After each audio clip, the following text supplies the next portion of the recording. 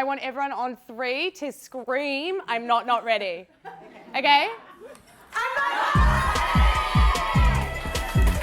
I actually woke up this morning and was like, who the fuck put an alarm on for 6:30 a.m? It's a Sunday. Just so you know, you're going to be on standby for nails. Okay. Hi. Looking great. Yeah. I'm feeling really good. I had my emotional moment and now I feel way more calm. I know it's like a massive thing and it means so much to me. Oh my God, I'm getting emotional. Sorry.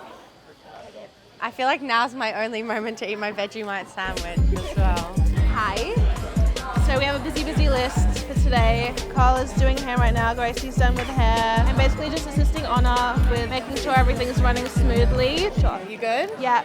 There will be, yes, 200 guests. 200. 100%. I think she was like totally calm after I sent her the call sheet because she was like, oh, now I know everything that's happening.